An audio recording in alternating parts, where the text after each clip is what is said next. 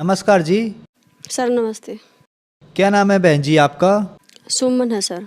बहन जी आप कहाँ की रहने वाली हैं? सर मैं गुम्मड़ की रहने वाली हूँ, जिला सोनीपत हरियाणा से। बहन जी संत रामपाल जी महाराज से नाम दीक्षा आपने कब ली? सर मैंने रामपाल जी महाराज से नाम दीक्षा 14 मई 2013 को ली। बहन जी संत रामपाल जी महाराज से नाम दीक्षा लेने से पहले क्या आप कोई भक्ति साधना भी करती थी?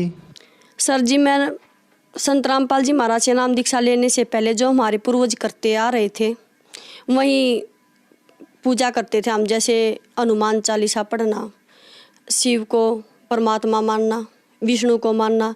किसी ने बृहस्पतिवार के व्रत बता दिए वे करती थी, नवरात्रे भी करते थे, मंडी देवी देवता हम सभी पूजते थे जो हमारे पूर्वज करते आ रहे थे। बहन जी लगभग आप सभी देवी देवताओं की पूजा करती थी, तो फिर आप संत रामपाल जी महाराज की शरण में कैसे आईं? सर लंबे अरसे से मेरे हस्बैंड बीमार चल रहे थे और उन्हें कई डॉक्टर भी बदल लिए थे। हम अल्ट्रासाउंड करवाते, कभी टाइफाइड आता, कभी मलेरिया मिलता, डिप्रेशन की स्थिति हो गई थी। मेरा भी टेंशन सी रहने लगी थी, महा भगत जी ठीक क्यों नहीं रहते, तो भगत जी कैसे भी नहीं ठीक हो पा रहे थे। सर मेरे देवर जी थे छोटे, जो वो करनाल होटल मैनेजमेंट में कार्यरत थे। उसने वहाँ पर कोई भगत मिला संत रामपाल जी महाराज का, उसने ज्ञान गंगा पुस्तक दी। उसने ज्ञान गंगा पुस्तक को पहले पढ़ा और फिर घर में बताया कि अगर संत रामपाल जी महाराज से हम नाम दीक्षा ले लेंगे तो हमारा भाई ठीक हो जाएगा। तो फिर मैंने कहा कि नाम दीक्षा कैसे लेते हैं? वो बोला उसके कुछ नियम है वो फॉलो करने होते हैं, जो उन नियमों को फॉलो करते हैं ना फिर घर की सारी बीमारी ठीक हो जाती है। तो भगत जी मैंने ज्ञान गंगा पुस्तक भी नहीं पढ़ी, मैंने मैं 21 नियम पढ़े जो गुरु जी बताते हैं आके नियम फॉलो करने। वे नियम पढ़े कि मैंने पुगाने हैं। तो भगत जी मेरी आत्मा ने कहा मैं ऐसे सब नियम कर लूँगी अगर मेरे हस्बैंड ठीक हो जाएँ तो फिर भगत जी देवर देवरानी और मेरे हस्बैंड में हम चारों जने गए संत रामपाल जी महाराज की शरण में और नाम दीक्षा ली। बहन जी जो भी श्रद्धालु संत रामपाल जी महाराज से नाम दीक्षा लेते हैं उनको लाभ अवश्य प्राप्त होते हैं, तो क्या आपको भी कोई लाभ प्राप्त हुए संत रामपाल जी महाराज से नाम दीक्षा लेने के बाद? सर हमने संत रामपाल जी महाराज से नाम दीक्षा लेने के बाद बहुत लाभ हुए।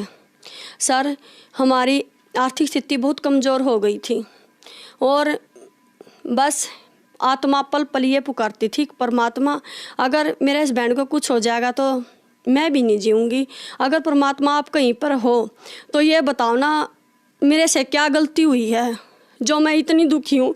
सब कुछ करते करते भी मेरे हस्बैंड बीमार है, मेरे से देखे नहीं जाते थे भगत जी। वो उनका खाना भी ख़त्म हो गया था, कहा नहीं जाता था और 3 महीने से वो सोते नहीं थे। वो मैं लेटती थी रात को और वे आंगन में से चक्कर लगाते थे, मेरे से देखे नहीं जाते थे भगत जी।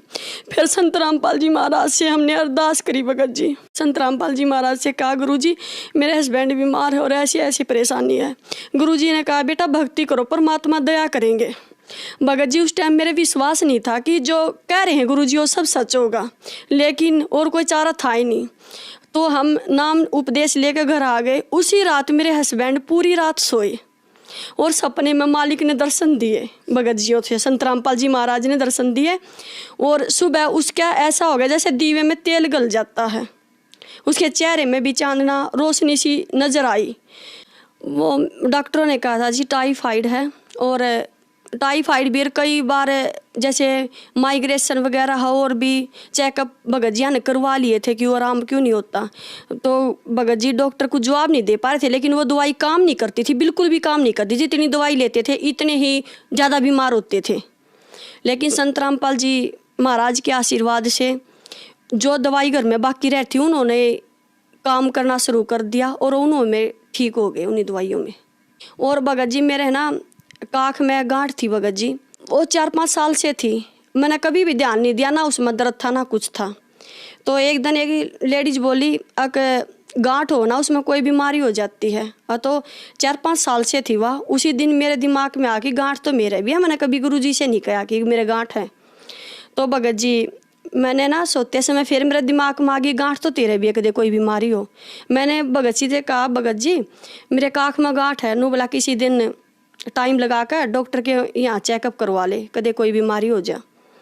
और तो फिर मैंने लौटते समय फिर याद आया, खा गुरुजी गांठ तो मेरा भी है, मैंने किसी को बताया नहीं आज तक।